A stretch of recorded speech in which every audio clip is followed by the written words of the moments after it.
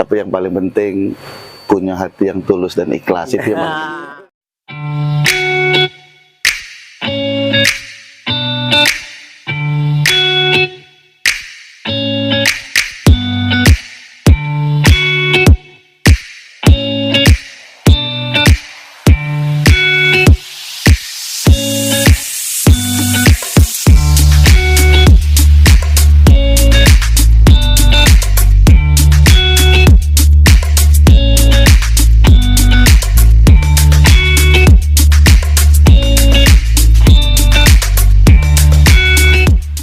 Assalamualaikum warahmatullahi wabarakatuh. Kembali lagi bersama saya Suhaimi dan para pengurus SWI Kabupaten Banyuasin. Saat ini kita kedatangan tamu yang sangat spesial, yaitu Bapak Haji Asqolani Jasi.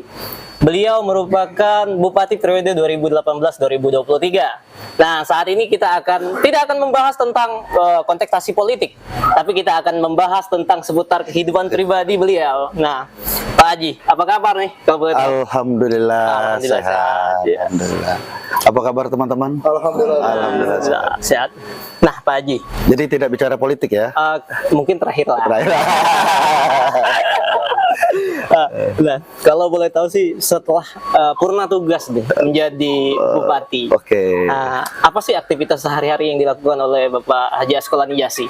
Ya, yang paling penting setelah pasca tidak menjabat lagi sebagai bupati nih, kita fokus mengurus keluarga, karena selama 5 tahun kita memimpin Banyuasin, anak-anak agak kurang punya waktu yang cukup untuk mereka. Sekarang alhamdulillah kita pagi-pagi bisa mempersiapkan anak-anak untuk berangkat sekolah, ngantar sekolah, dan yang kedua kita bisa beraktivitas kembali sebagai masyarakat biasa, seperti artinya bisa kumpul bareng dengan tetangga, bisa ngobrol-ngobrol bareng dengan tetangga, acara-acara kegiatan dengan masyarakat, dengan tetangga, dan tentunya kita juga mencari nafkah.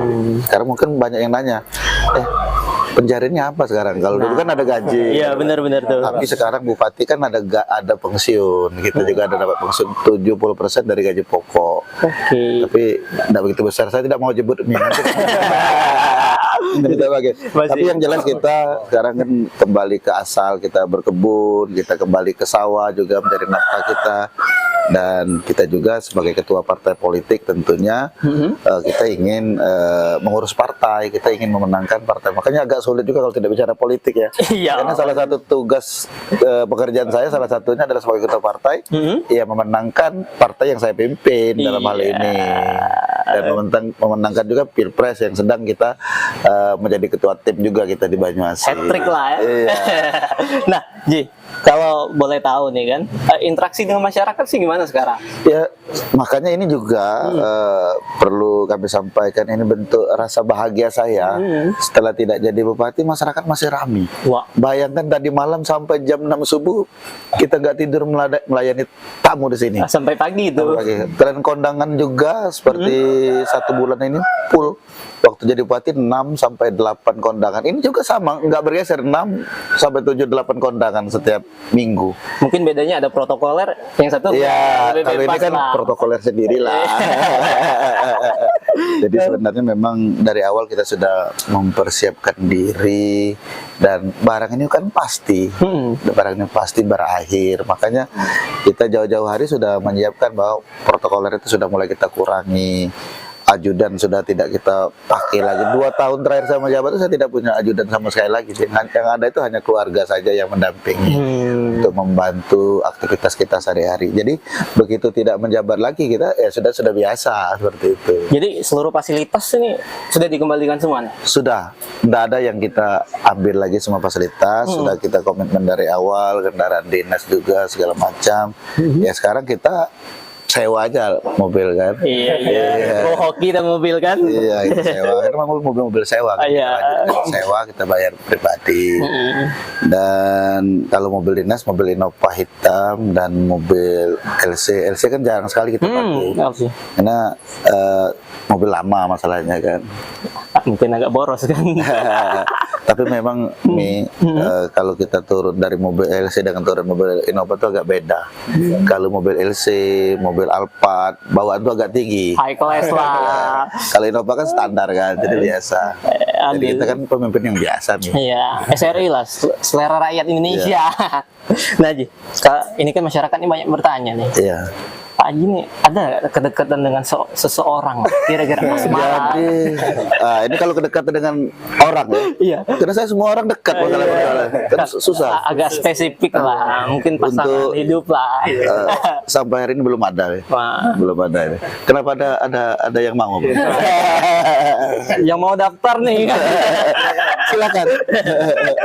Daftar di SWI TV. Kami ada perempuan. jadi biro iklan. Iya. SWI TV jadi iklan. Biro pencarian jodoh. Sampai hari ini belum ada. Silakan mau daftar. Iya. Tapi ada syarat-syaratnya. Pertama syaratnya apa nih kalau boleh tahu? Dia pandai hafal Pancasila. Oh pasti itu cinta negara, bela negara. Bisa membaca dan menulis. Tapi yang paling penting punya hati yang tulus dan ikhlas, itu yang paling penting. Iya. Nih buat Cantik penting, punya pendidikan tinggi penting, punya harta yang banyak penting, punya jabatan penting. Tapi yang paling penting dari semua itu adalah punya hati yang tulus dan ikhlas itu. Ya, itu yang harus menjadi syarat pokok itu. modal utama ya. Betul. Tapi jangan bilang siapa-siapa ya. Direkod soalnya. Jangan tahu dia. Jadi memang dalam menjalani kehidupan ini kan sebuah proses nih, sebuah proses yang tentunya setiap proses itu harus kita nikmati. Iya. Ternyata setelah saya jalani, bahagia itu sangat sederhana. Kita akan mendapatkan rasa bahagia kalau kita bisa menerima apa yang kita dapatkan pada saat ini. Itu saja. Dapat jabatan, bahagia. Punya istri, bahagia. Tidak punya istri, bahagia. Seperti itu. Jadi apapun diri kita, yang penting kita bisa merasakan bahagia itu. Makan pisang goreng, bahagia. Iya. Makan buah-buahan, bahagia. Tidak ada yang dimakan pun Bahagia. Jadi memang akhir daripada, bukan akhir ya, tujuan hidup kita itu untuk kebahagiaan sebenarnya. Nah, kebahagiaan ini adalah ya artinya kalau kita bahagia ya kita sudah bersama Allah itu. Makanya ada satu pepatah yang pernah saya dengar, biarlah saya masuk neraka asal bersama Allah. Ya kalau bersama Allah kan tidak mungkin apapun akan jadi nikmat dong. Iya. Iya. Betul lah deh. Jadi walaupun masuk neraka pun yang penting bersama Allah. Itu yang paling penting. Ya kalau karena Allah yang menciptakan. Ya neraka kan dijadikannya surga. Iya. Surga pun bisa dijadikannya neraka. Jadi untuk apa kita masuk surga kalau tersiksa? Nah, makanya tadi kembali kepada kehidupan pribadi, kan hanya pribadi. Iya. Untuk apa kita punya pasangan kalau tidak bahagia? Untuk apa kita tidak punya pasangan kalau tidak bahagia? Jadi artinya kita punya pasangan, yang penting berbahagia.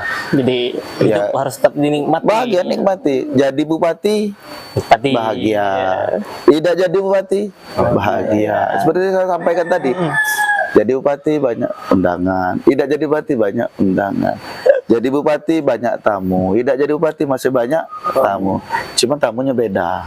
Jadi kalau jadi bupati, tamunya banyak aparatur pemerintah dan banyak yang berkepentingan. Tapi kalau tidak jadi bupati, memang tamunya kelihatan orang-orang yang mana teman, mana apa namanya sekedar teman, mana sahabat. Dan ada lagu Rhoma Irama, mencari teman memang mudah. Apabila untuk teman suka. Artinya dalam suka kan banyak teman. Nah, tapi alhamdulillah artinya apa? Teman-teman kita selama ini yang kita menjadi bupati sekarang masih jadi teman kita. Artinya semua itu teman kita, sahabat kita. Nah, inilah salah satu kebahagiaan kita juga. Jadi kita tidak pernah merasa kesendirian, walaupun sesungguhnya kita sendirian nih. Tapi tidak pernah merasa sendiri. Karena tadi bahagia. Nah, Saya rasanya agak gatel nih kalau nggak bahas tentang politik tadi. Agak politik nih. Gitu. Jangan tajam gini, bukan. Jadi gini Ji, sedikit aja sih terkait dengan pileg dan pilpres. Ya. Bagaimana sih strategi Pak Haji sendiri untuk memenangkan PDIP untuk hat-trick? PDI Perjuangan. Ya, Perjuangan. PDI Perjuangan ya. Bukan PDIP. Iya. PDI Perjuangan untuk hat-trick dan kemudian memenangkan Ganjar Pranowo dan Mahfud MD. Gimana sih kalau boleh tahu strategi? Kami sudah diperintahkan Ibu Mega bahwa PDI Perjuangan itu partainya masyarakat, partainya orang Chili. Makanya kita kembali ke masyarakat karena hak mutlak daripada pemilihan ini, demokrasi ini adalah rakyat, dari rakyat, oleh rakyat, untuk rakyat. Makanya kita kembali kepada rakyat. Nah, caranya kita turun ke bawah karena Ibu Mega berpesan kepada kami bahwa anak-anakku sekalian, katanya sebagai kader, pengurus partai, tugas partai, semua harus kembali ke bawah, harus ke akar rumput. Akar rumput itu rakyat, dan datangi gubuk-gubuk derita yang ada di desa-desa, karena disitulah bersemayamnya Allah Subhanahu wa Ta'ala, katanya. Oleh sebab itu kalau kita ngurus mereka, ngurus masyarakat kecil, artinya kita sudah menjalankan tugas Allah di situ. Sehingga kalau kita menjalankan tugas Allah, kemenangan itu sudah pasti, karena Allah yang menentukan menang atau tidak menang melalui rakyat. Karena Allah juga tidak bisa nyoblos itu. Jadi yang Allah perintahkan adalah rakyat. Makanya kita komit, dan kebanggaan kita di PD Perjuangan, terus terang bukan kita kan bicaranya PD Perjuangan, saya ketua PD Perjuangan, bahwa kita adalah partai wong Cili, partai yang solid, partai yang komitmen, konsisten terhadap apa-apa yang menjadi harapan dan keinginan rakyat. Inilah kepercayaan diri kita untuk menanggapi PD Perjuangan di Kabupaten Banyuasin. Dan alhamdulillah sebagai bocoran kita sudah 24, sekian persen untuk di Banyuasin. Tertinggi kita. Agak ketar-ketir nih parpol lainnya. Parpol lain ya silakan, tapi yang penting kita kan jatah. Kan mau kita ambil semua kan tidak mungkin juga. Kan 24%, artinya kan masih 76% lagi. Ya, kita bagilah. Tidak enak juga kalau kita sendiri. Kita yang lain kita bagikan dengan partai lain. Tentunya inilah kebersamaan juga kita untuk membangun negeri. Tidak mungkin juga kita rakus juga mau suara kita ambil semua. Kita kan hanya ngambil 24%. Intinya kan yang penting menang. Itu aja. Nah, kenapa kita yakin juga Ganjar, Mahfud akan menang di Banyuasin, dan surveinya memang menang kita. Tapi memang di Sumatera Selatan, Banyuasin lah yang kita lihat kan. Nah, kita insya Allah menang kita di Kabupaten Banyuasin karena Ganjar sudah terbukti 2 kali menjadi gubernur, sudah pernah menjadi DPR 2 kali juga, dan wakilnya ini yang luar biasa juga. Ini orang yang komplek lah, yang sempurna lah dibanding yang lain. Tapi kalau yang sempurna itu kan Allah. Tapi dibandingkan yang lain saya kira Mahfud lebih sempurna. Kenapa saya katakan sempurna? Dia seorang ulama, cendekiawan. Dia seorang akademisi, profesornya kan seorang dosen. Dia juga bekerja sebagai seorang eksekutif. 2 kali jadi menteri. Sekarang pernah juga di legislatif, 2 kali juga jadi DPR RI, dan juga ada di yudikatif, pernah menjadi ketua MK. Tapi MK yang dulu, bukan MK yang sekarang. MK yang dulu. Dan semua jabatan yang dipegang Pak Mahfud ini punya nilai-nilai historis dan hierarki yang luar biasa. Dan dia sudah sangat teruji. Integritasnya sudah sangat teruji, baik di legislatif, yudikatif, akademisi, dan juga sebagai di eksekutif. Dan semua orang itu akan memandang Pak Mahfud MD. Jadi pasangan inilah yang paling layak untuk memimpin Indonesia ini. Karena memimpin Indonesia bukan memimpin kabupaten ya. Kalau memimpin kabupaten sekelas saya masih bisa ya. Tapi kalau memimpin Indonesia, orang yang memang punya banyak pengalaman dan punya cukup keilmuan, dan yang paling penting orang yang sudah teruji integritasnya dan tidak punya catatan dan sejarah jelek. Jadi punya track record yang bagus. Dan dia sudah dibuktikan jabatan-jabatan yang diembarnya itu berhasil dan sukses. Itu yang paling penting. Nah, inilah untuk Indonesia. Nah, kemudian kalau Banyuasin Kalau Banyuasin ini target kursi. Oh itu. Target kursi yang Jadi kita memang cerita apapun politik tetap lebih lebih menarik ya. Lebih menarik. Iya. Cerita keluarga, cerita tentang cinta, tapi cerita tentang politik lebih Menarik kalau politik. Oke. Target kursi nih kalau boleh tahu berapa? Kalau kami kemarin sudah rapat satu, tapi jangan disampaikan dengan siapa-siapa ya. Ini rahasia. Siap. Satu dapil kita target 2 kursi. Tapi jaga rahasia ya. 6 ya, 6 dapil gitu. Iya. 12. Ya, 12. Adinda yang ngomong 12 ya? Iya, 12. Ya gitulah kira-kira. Tapi tolong saya lagi jangan sampai dengan siapa-siapa ya. 12.